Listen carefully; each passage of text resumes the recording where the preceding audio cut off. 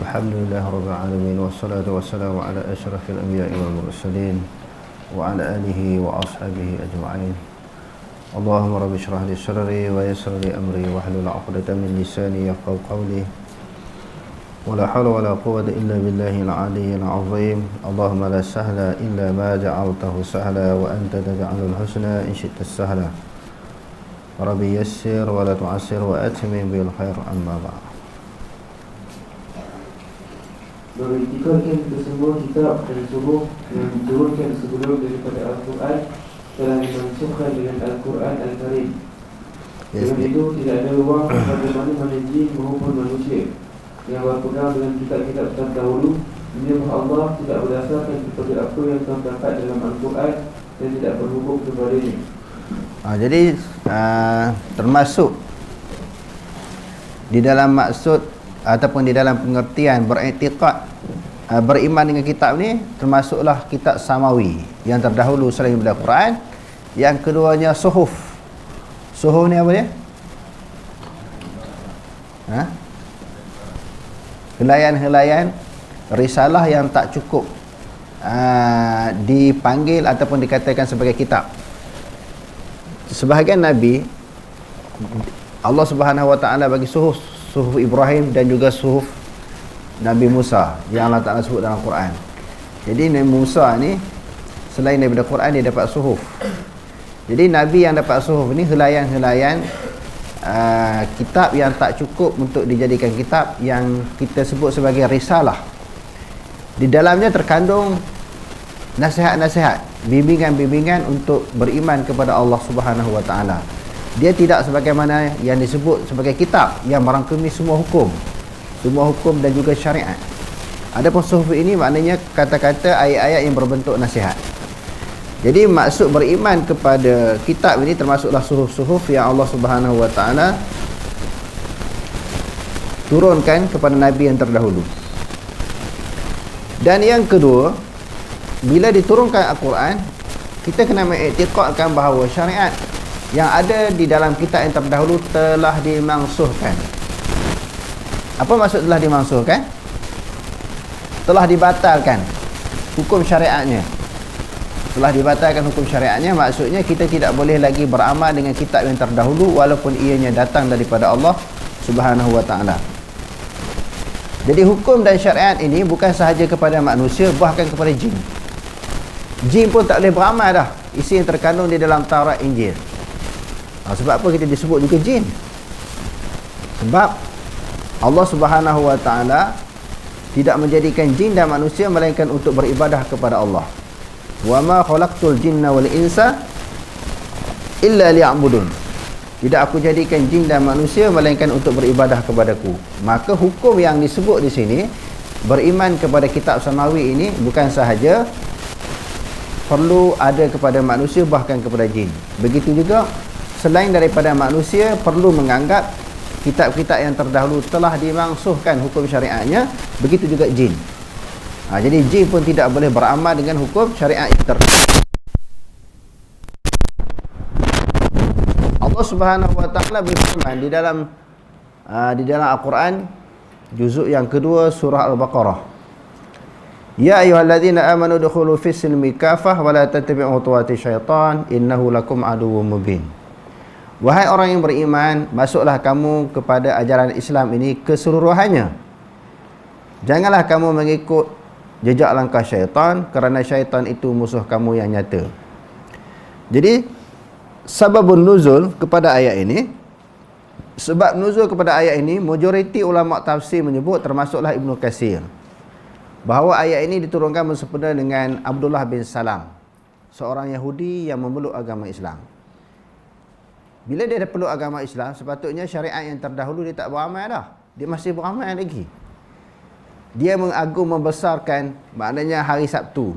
Sedangkan orang Islam kita, Sayyidul Ayyam tu hari apa? Hari Jumaat. Yang keduanya, dia tak makan daging unta dan susu unta. Kerana syariat dulu tak boleh makan. Adapun syariat Nabi Muhammad SAW, daging unta dan susu unta adalah makanan dan minuman yang dihalalkan mengikut syariat Nabi Muhammad SAW. Dia kata, aku beriman kepada Nabi Muhammad. Tapi dalam waktu yang sama aku tak nak tinggalkan syariat yang terdahulu. Nak masih beriman, nak beramal dengan isi yang terkandung di dalam Taurat. Dan mengagungkan hari kebesaran orang-orang Yahudi. Jadi Allah Ta'ala turun ayat, ya ayyuhalladzina amanu dukhulu fis-silmi kafah. Wahai orang beriman, masuklah kamu ke dalam ajaran Islam ini keseluruhannya. Janganlah kamu mengikut jejak langkah syaitan. Beriman sebahagian isi yang terkandung di dalam kitab, dan kufur sebahagian daripadanya dianggap mengikut jejak langkah syaitan. Okey, terus firman Allah Subhanahu wa taala, ya ahlal kitab qad ja'akum rusuluna yubayyinu lakum katsiran mimma kuntum tukhfuna minal kitab wa ya'fu an katsir qad ja'akum minallahi nurun wa kitabun mubin yahdi bihillahu man ittaba'a ridwanahu subulas salam wa yukhrijuhum minadh dhulumati ilan nur bi'idhnihi wa yahdihim ila siratin mustaqim. Maksudnya, wahai ahli kitab, sesungguhnya telah datang kepada kamu Rasul kami, yakni Muhammad SAW, dengan menerangkan kepada kamu banyak dari keterangan-keterangan dan hukum-hukum yang telah kamu sembunyikan dari kitab suci, dan ia memaafkan kamu dengan tidak mendedahkan banyak perkara yang kamu sembunyikan. Sesungguhnya telah datang kepada kamu cahaya kebenaran, yakni Nabi Muhammad, dari Allah, dan sebuah kitab Al-Quran yang jelas nanda keterangannya. Dengan Al-Quran itu Allah menunjukkan jalan-jalan keselamatan serta kesejahteraan kepada sesiapa yang mengikut keadaannya. Dan dengannya Tuhan keluarkan mereka dari gelap berita, yakni kufur, kepada cahaya iman yang terang benderang. Dengan izinnya dan dengannya juga Tuhan menunjukkan mereka ke jalan yang lurus. Wahai ahlul kitab, apakah yang dimaksudkan dengan ahlul kitab? Iaitu Yahudi dan Nasrani. Sebab apa mereka diturunkan kitab, disebut sebagai ahli kitab? Kerana mereka diturunkan kitab samawi oleh Allah Subhanahu wa taala. Samawi maknanya turun daripada langit. Dan daripada kalangan mereka lah banyak diutuskan para nabi dan juga para rasul. Allah Ta'ala kata, wahai ahli kitab, qad ja'akum rasuluna, telah datanglah kepada kamu oleh rasul kami. Rasul kami siapa dia? Nabi Muhammad SAW. Jadi tugas dan peranan rasul, yubayyinu lakum, memberi keterangan, penjelasan kepada kamu, katsiran mimma kuntum tukhfuna minal kitab, kebanyakan sesuatu yang telah kamu sembunyikan daripada kitab. Nabi Muhammad ni diterang balik apa yang disorok, apa yang disembunyikan oleh ahlul kitab, iaitu ulama Yahudi dan Nasrani. Banyak ayat Quran hadirin sekalian, Allah Ta'ala membongkarkan tentang kejahatan ulama Yahudi dan Nasrani. Dia sembunyi hukum hakam yang ada di dalam kitab. Sebahagiannya adalah sifat kenabian. Alladzina atainahumul kitaba ya'rifunahu kama ya'rifuna abna'ahum wa inna fariqan minhum la yaktumuna al-haqqa wa hum ya'lamun. Orang-orang yang kami berikan kepada mereka kitab, iaitu Yahudi dan Nasrani, mereka mengenali Nabi Muhammad SAW sebagaimana mereka mengenali anak-anak mereka sendiri. Yahudi dan Nasrani ini, khususnya para ulama mereka, sangat kenal Nabi. Kenal sungguh, bukan kenal main-main. Allah Ta'ala kata kenal Nabi sebagaimana kenal anak-anak sendiri. Kalau anak-anak sendiri, anak dia ada berapa orang, fi'il perangai anak dia macam mana, semua dia kenal. Begitulah perumpamaan mereka mengenal Nabi Muhammad SAW. Tapi dah kenal, kenapa tak ikut? Kenapa dia tak beriman?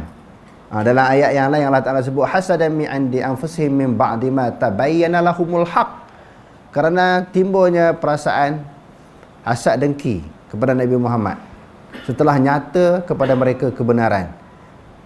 Mereka menganggap bahawa Nabi akhir zaman juga akan diutuskan oleh Allah Subhanahu wa taala daripada kalangan Bani Israel.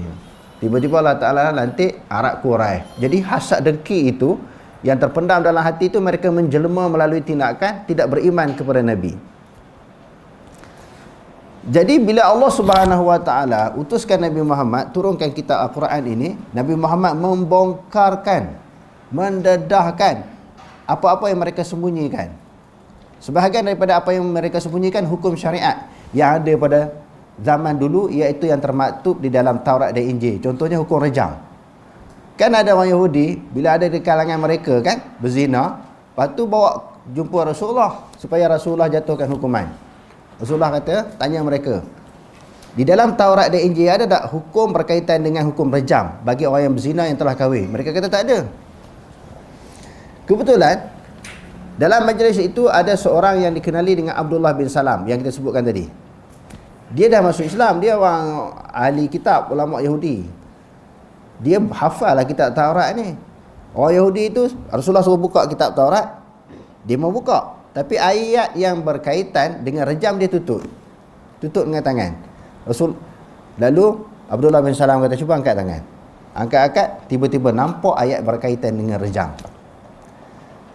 Sebab bila Rasulullah SAW memerintah negara Madinah, lalu negara Madinah ni ditegakkan hukum Islam.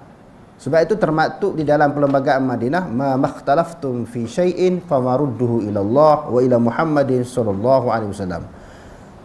Sebarang perselisihan yang berlaku daripada kalangan rakyat Madinah ini mesti dihukum dengan perlembagaan Madinah yang bersumberkan Quran dan hadis.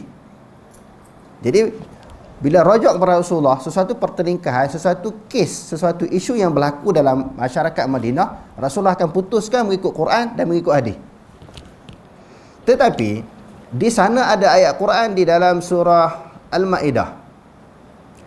Kalau orang itu hukum bagi orang Islam. Adapun bagi orang kafir, ada di kalangan mereka yang mencuri, berzina dan sebagainya, yang melakukan kesalahan di dalam melakukan kesalahan di dalam sesebuah negara, orang kafir ini diberi pilihan oleh Allah. Fa in ja'ukum fahkum bainahum bil qisti aw a'rid anhum. Apabila kamu nak berhukum dengan mereka, yakni orang kafir, hukumlah dengan adil, yakni dengan Al-Quran. Kalau orang Yahudi dan Nasrani, mana-mana kafir, dia setuju dengan undang-undang Al-Quran. Au a'rid anhum, ataupun kembalikan, pulangkan hukum itu kepada undang-undang yang ada dalam agama dia. Jadi dia bagi pilihan. Rasulullah kata, okeylah kalau Yahudi tak nak ikut Quran, tak apa. Undang-undang yang ada dalam Taurat macam mana? Ada tak hukum, undang-undang, peraturan yang berkaitan dengan hukum rejam? Ulama Yahudi kata tak ada. Dia tutup ayat tu. Abdullah bin Salam tu cuba angkat tangan. Angkat tangan, ada ayat rejam.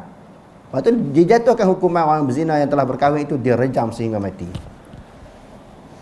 Jadi ini sebahagian daripada hukum-hukum yang disembunyikan oleh orang kafir, oleh orang kafir Yahudi dan juga Nasrani. Kalau di dalam negara kita nak buat macam mana?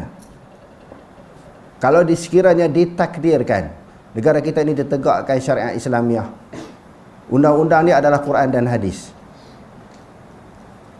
Yang disebut, yang dibuat, undang-undang yang dibuat di Kelantan, Terengganu kan, untuk orang Islam sahaja, mencuri untuk orang Islam, sebab orang berzina untuk orang Islam, sebab orang minum arak pun untuk orang Islam. Jadi bagi orang yang tak faham tentang undang-undang dan peraturan enactment undang-undang hudud yang dibuat di Kelantan dan Terengganu, mereka mengatakan kalau orang kafir bebas, sebab ini hanyalah untuk orang-orang Islam. Sebenarnya tidak bebas. Kita masih lagi ada undang-undang sivil yang perlu dikenakan, dijatuhkan hukuman kepada mereka. Tak dikenakan undang-undang Islam, maka mereka kena terima undang-undang yang sedia ada. Sebagaimana yang kita sebutkan tadi, Rasulullah bila ditanya, Rasulullah bila dikemukakan, dibawa orang yang melakukan kesalahan, dia hukum. Kalau orang Islam, dihukum dengan Quran. Kalau orang kafir Yahudi, Nasrani dan juga agama-agama lain daripada agama Islam, Rasulullah akan tanya, hukum undang-undang kesalahan yang ada di dalam undang-undang agama kamu, undang-undang apa? Hukum macam mana? Peraturan macam mana? Tak apa, tak nak ikut Quran, tak apa, ikut undang-undang kamu. Maknanya orang kafir diberi pilihan. Sebahagian ulama tafsir kata orang kafir diberi kelonggaran untuk memilih undang-undang yang ada di dalam agama mereka. Jadi isunya di sini, kalau orang kafir mencuri, berzina, minum arak, bunuh orang, terlepas tak dengan undang-undang? Tak terlepas. Tak terlepas. Dia mahu kata, kalau ikut undang-undang Kelantan Terengganu yang nak buat tu, orang kafir terlepas, bebas. Contohnya dia orang bagi contoh, orang kafir berzina dengan orang Islam. Orang Islam kena sebat 100 kali, orang kafir bebas. Bebas ke? Tak bebas. Tetap dia kan dikenakan undang-undang juga, undang-undang yang sedia ada. Jadi bila tak faham tentang undang-undang syariat, kita menganggap undang-undang Islam ini maknanya hanya menekankan menjatuhkan hukuman kepada orang Islam sahaja. Adapun kalau kepada orang kafir dibebaskan. Sedangkan tidak ada perkataan bebas pun. Dia tetap tertakluk dengan undang-undang juga. Tak boleh lari, mesti dikenakan undang-undang. Dikenakan peraturan, bukan dibebaskan. Jadi kembali kepada isu yang kita bincangkan tadi, bahawa Rasulullah SAW dia bongkarkan yubayyinu lakum katsiran mimma kuntum tukhfuna minal kitab. Rasulullah bongkarkan, dedahkan apa yang disembunyikan oleh orang Yahudi dan Nasrani di dalam kitab. Selain daripada hukum syariat, mereka sembunyikan tentang sifat kenabian. Apa maksud sifat kenabian? Kita dah belajar di dalam pelajaran kita yang lalu. Nabi ni sifat dia tinggi, rendah, apa semua yang disebut dalam kitab kan. Semua ditukar. Ditukar sifat-sifat Nabi itu supaya orang yang kemudian datang tengok Nabi tak kenal. Bila tak kenal tak beriman lah. Sedangkan sebahagian daripada orang Yahudi dan Nasrani, mereka mempunyai niat yang ikhlas untuk beriman kepada Nabi akhir zaman. Tapi mereka tunggu, mereka kata seolah-olah Nabi tak muncul lagi, tak wujud lagi, tidak dilahirkan lagi, sedangkan Nabi dah ada. Sebab tengok Nabi tak kenal kerana apa? Sifat-sifat kenabian yang ada di dalam Taurat dan Injil semuanya telah diubah, ditukar oleh ulama Yahudi dan juga Nasrani. Wa ya'fu an katsir. Dan Nabi yang datang itu memberi kemaafan, tidak mendedahkan. Dia mendedahkan sebahagian sahaja apa yang disembunyikan oleh orang Yahudi dan Nasrani. Kalau perkara itu tidak berdasarkan kepada kemaslahatan, suatu perkara yang tidak mendatangkan kebaikan, dia sembunyi je. Nabi tak bongkarkan apa yang mereka sorok di dalam kitab.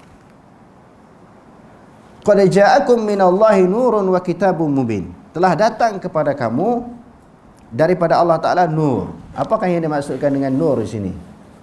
Allah Ta'ala bagi tahu kepada orang Yahudi dan Nasrani, datang kepada kamu nur dan juga kitab yang nyata. Nur di sini, para ulama tafsir kata nur adalah Nabi Muhammad SAW. Sebab apakah Nabi Muhammad disebut sebagai nur? Dialah yang membawa cahaya petunjuk daripada dakwah, penyampaian dakwah yang disampaikan oleh Nabi, seruan yang disampaikan oleh Nabi, ajakan yang disampaikan oleh Nabi. Sifat dakwah itu berbentuk petunjuk. Kerana apa? Menyelamatkan manusia daripada kegelapan kepada cerah cahaya keimanan, cahaya keislaman.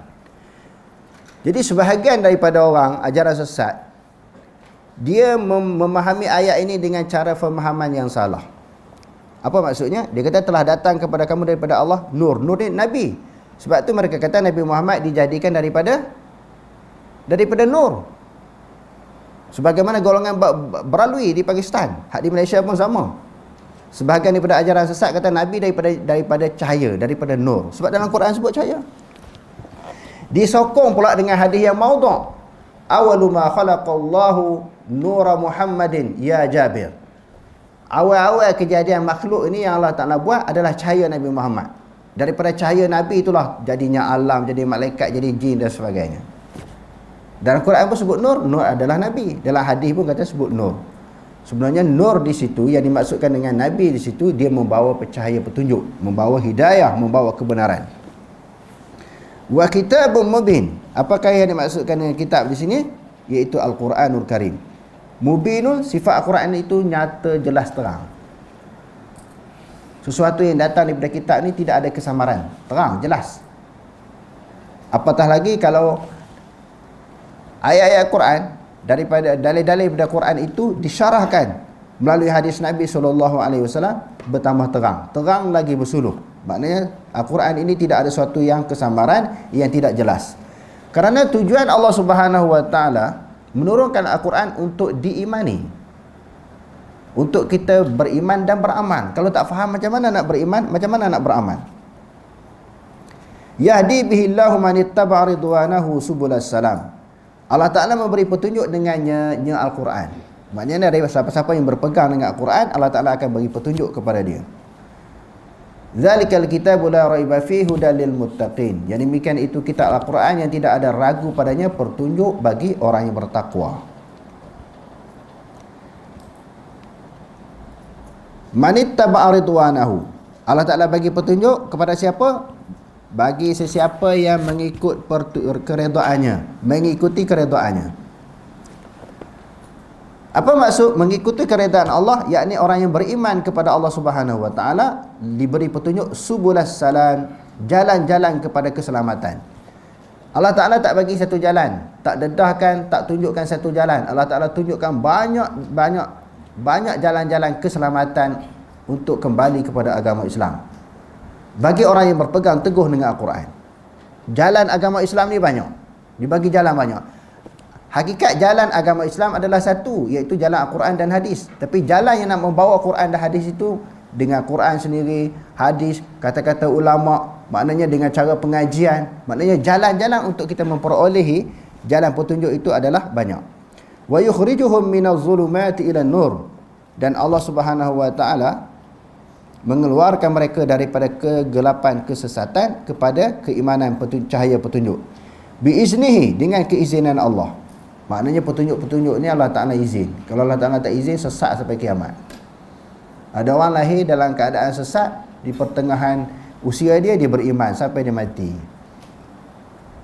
Ada yang lahir dalam keadaan beriman, penghujung usia dia kafir. Maknanya beriman kufur adalah biiznihi, dengan izin Allah. Jadi alhamdulillah, kita bersyukur kepada Allah Ta'ala, kita beriman pada malam ini daripada dulu sehingga sekarang ini dengan izin siapa? Dengan izin Allah. Di antara nikmat yang besar yang dikurniakan oleh Allah Subhanahu wa taala kepada manusia, iaitu nikmat iman dan iman, Islam dan iman. Dia kata lagi, lalu Allah Subhanahu wa taala menyebut lagi wa yahdihim, dan Allah Taala memberi petunjuk kepada mereka ila siratim mustaqim, kepada jalan yang lurus, jalan petunjuk, jalan syurga. Okey, terus kesan beriman dengan kitab antaranya ialah, jadi apabila kita beriman dengan kitab, yakni Al-Quran, apa kesannya? Kesan beriman daripada kitab, melahirkan kesyukuran ke atas kelembutan Allah Subhanahu wa taala dan inayahnya terhadap para makhluk kerana menurunkan kitab-kitab yang mengandungi kebaikan dan petunjuk buat mereka untuk menjalani kehidupan di dunia dan juga di akhirat. Jadi yang pertamanya dapat melahirkan kesyukuran. Kalau tak ada kitab ni, kita berada di dalam kesesatan. Sesat-sesat ni boleh membawa kepada neraka. Sesat ni membawa kepada neraka kan? Kalau tak ada kitab. Jadi bila Allah Ta'ala turunkan kitab, dalam kitab tu ada huraian, syarahan, keterangan, tafsiran tentang hukum syarak. Jadi apabila manusia beriman dan beramal dengannya, akan memperolehi hidayah dan petunjuk daripada Allah Subhanahu wa taala. Okey, terus Menzahirkan Allah Subhanahu wa taala dan dia mensyariatkan kepada setiap umat sesuatu yang sesuai dengan mereka. Al-Quran Al-Karim pula disyariatkan sesuai dengan kesemua generasi manusia untuk setiap zaman dan tempat sehingga ke hari kiamat. Kalau kitab-kitab samawi yang terdahulu, contohnya kita kata Taurat, Injil, Zabur, sesuai pada masa tu je. Adapun Quran, dia sesuai sepanjang zaman sampai kiamat. Contohnya kita semua ni dah mati kan, datang generasi baru, anak cucu kita, timbul masalah-masalah baru. Quran tetap sesuai sampai kiamat, tanpa perlu Allah Ta'ala utuskan Nabi lain dan diturunkan kitab lain. Maksudnya kitab Al-Quran ni tak lengkap lagi untuk menyesuaikan keadaan manusia selepas daripada kita. Bagaimana nak selesaikan masalah mereka? Hukum hakam yang ada dalam Quran ni tidak begitu cocok, tidak sesuai, kena ada hukum hakam lain pula sesuai pada ketika itu, tak perlu. Kesesuaiannya sampai hari kiamat. Okey, terus C. Mengisbatkan sifat kalam bagi Allah Subhanahu wa taala, dan kalam Allah Subhanahu wa taala itu tidak menyerupai kalam makhluk. Jadi bila kita kata beriman kepada kitab, termasuklah kitab yang terdahulu dan juga Al-Quran, kita mengisbatkan. Apa maksud mengisbatkan? Isbat ni apa? Kita menerima, kita mengiyakan bukti Allah Subhanahu wa taala mempunyai sifat kalam, sifat berkata-kata. Buktinya kata-kata Allah Ta'ala dalam Quran, dalam Taurat, Injil dan juga Zabur. Dan kalam Allah Subhanahu wa taala itu tidak menyerupai kalam makhluk. Walaupun kita sebut di dalam pelajaran kita yang lalu, kalam Allah Ta'ala ni bersuara.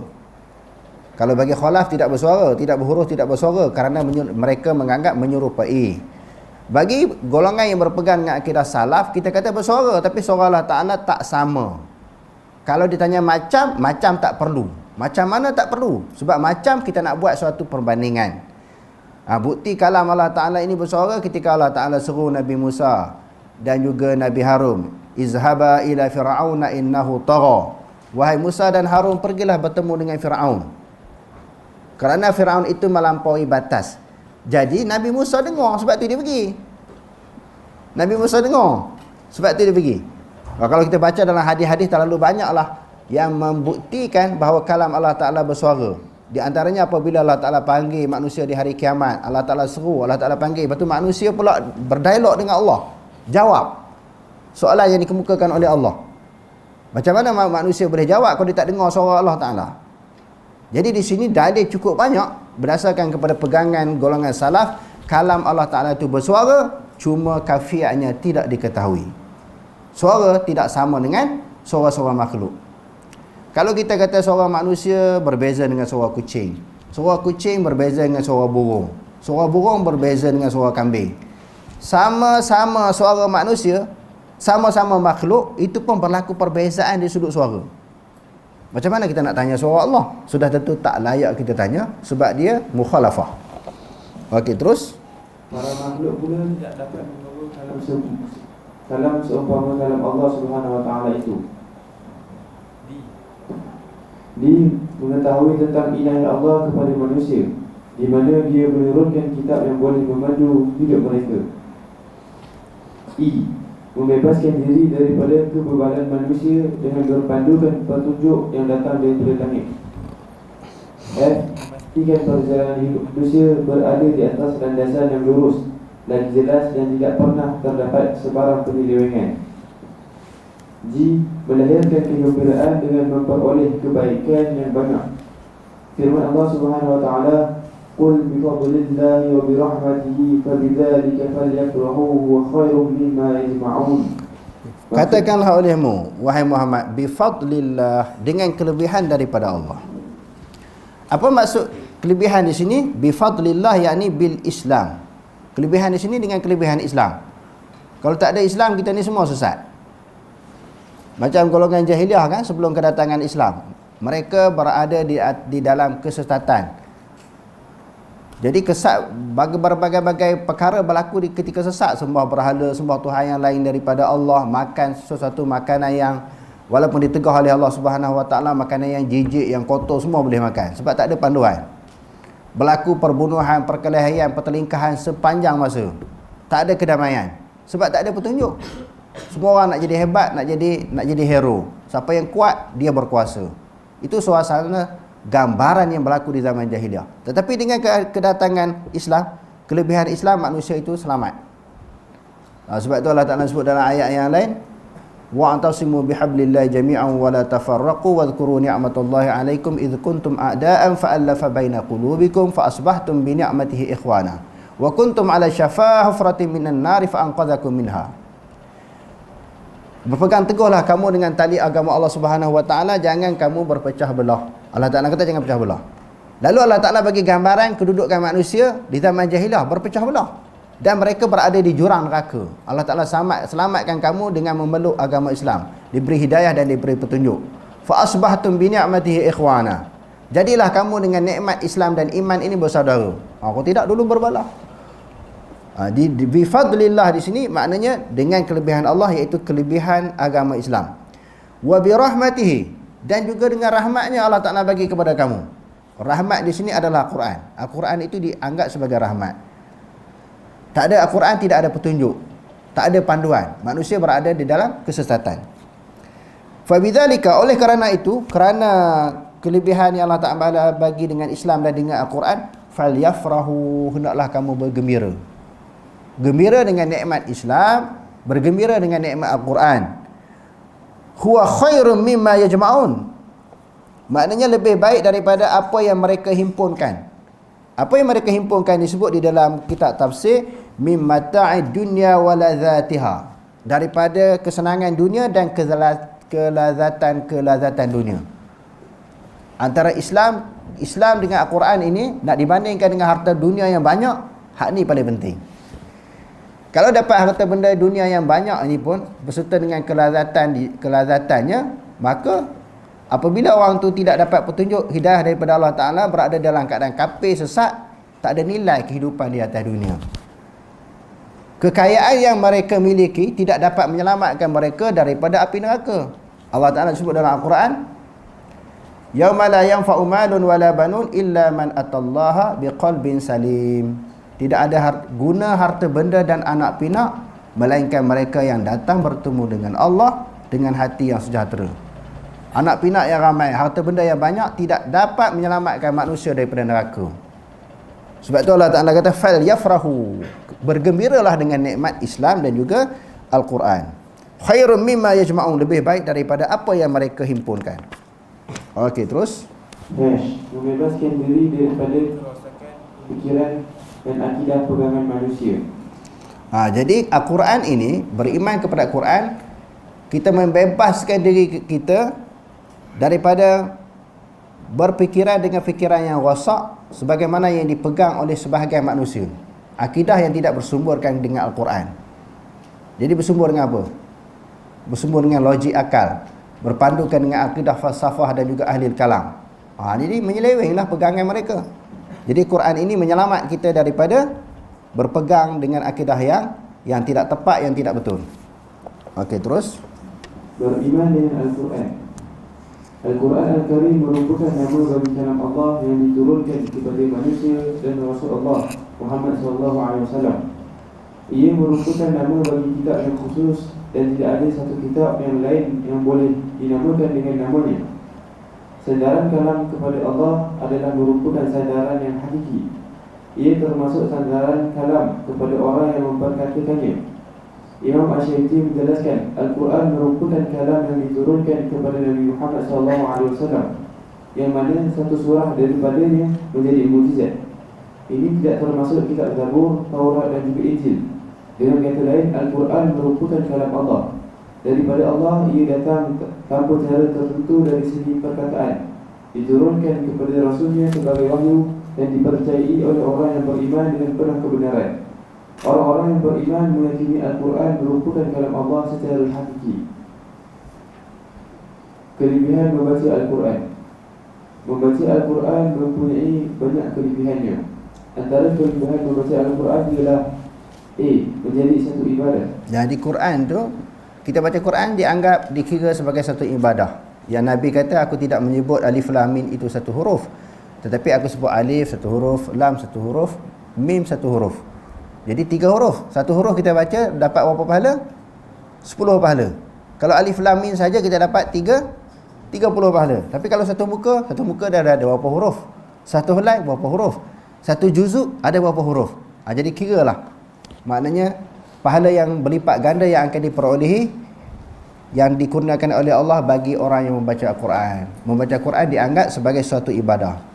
Ibadah yang kita sebut ni selain daripada sembahyang, puasa, zakat, haji, berzikir, selawat dan sebagainya, baca Quran juga dianggap sebagai ibadah. Sebab pengertian ibadah yang selalu kita sebut di dalam pengajian kita, mukadimah pengajian akidah dulu, al-ibadatu ismun jami'un lima yuhibbuhullah minal aqwal wal af'al. Ibadah-ibadah itu sesuatu perkataan dan perbuatan yang disukai ataupun dikasihi oleh Allah. Baca Quran Allah Ta'ala suka tak? Suka kan? Bila suka dianggap sebagai ibadah. Okey, terus. Membaca Al-Quran merupakan satu ibadah yang boleh menghampirkan diri kepada Allah Subhanahu Wa Taala, mendapat pahala, keredaan dan rahmat kepada pembacanya. Ini kerana membaca Al-Quran merupakan satu cara untuk memahami, mentadabbur dan beramal dengannya. Jadi pertamanya kena faham. Nak faham tu kena tadabbur. Apa maksud tadabbur? Kita menghayati, kita tengok segala lafaz-lafaz, kalimah-kalimah yang ada di dalam Al-Quran. Okey, terus. Firman Allah Subhanahu Wa Taala, Innal ladzina yasluna kitaballahi wa aqamus salah wa anfaqu mimma razaqnahum sirran wa 'alaniyatan yarjuna tijaratan la tabur. Maksudnya, sesungguhnya orang-orang yang selalu membaca kitab Allah dan tetap mendirikan sembahyang serta mendermakan dari apa yang kami kurniakan kepada mereka secara bersembunyi atau secara terbuka. Mereka dengan amalan yang demikian mengharapkan sejenis perniagaan yang tidak akan mengalami kerugian. B. Memperoleh syafaat daripada Al-Quran. Orang yang selalu membaca Al-Quran akan memperoleh syafaat daripada Al-Quran yang dibacanya itu. Hal ini terdapat dalam hadis riwayat Abu Umamah Al-Bahili radhiyallahu anhu. Rasulullah SAW bersabda, "Iqra'ul Qur'an fa innahu ya'ti yawm al-qiyamah syafi'an li ashabihi. Iqra'uz Zahrawaini Al-Baqarah wa surat Al-Imran fa innahuma ta'tiyani yawm al-qiyamah ka'annahuma ghamamatan aw ka'annahuma ghayayatan aw ka'annahuma firqani min tayrin sawafa yuhajjani an ashabihima. Iqra'u surat Al-Baqarah fa inna akhdaha barakatun wa tarkaha hasratun wa la tastati'uha al-batalah." Maksudnya, bacalah Al-Quran kerana ia akan datang pada hari akhirat kelak sebagai pemberi syafaat kepada orang yang membacanya. Bacalah dua cahaya, iaitu surah Al-Baqarah dan Al-Imran. Sesungguhnya kedua-duanya akan datang pada hari kiamat seolah-olah dua tumpuk awan yang besar, atau seolah-olah peneduh daripada cahaya mentari, atau seolah-olah dua kumpulan burung yang besar. Ia akan berhujah mempertahankan orang-orang yang membacanya. Jadi di akhirat nanti Quran akan mempertahankan kita, akan menyelamatkan kita daripada azab neraka Allah Subhanahu Wa Taala. Quran juga selain daripada menyelamat di akhirat nanti, dia peneman kita di dalam kubur, mengeluarkan cahaya di dalam keadaan suasana kubur itu gelap gulita, diterangi dengan Quran yang kita baca di atas dunia ini. Lazimilah, ikatlah diri kita, dampingilah diri kita dengan Al-Quran. Okey, terus bacalah surah Al-Baqarah, sesungguhnya berterusan membaca dan mengamalkannya satu keberkatan, meninggalkannya satu penyesalan kerana luput pahala yang besar, dan ia tidak mampu diselewengkan daripada jalan kebenaran oleh orang-orang yang menyeleweng. Wallahu a'lam. Aqulu qawli hadza wa astaghfirullahal azim wa lakum. Wassalamu alaikum warahmatullahi taala wabarakatuh.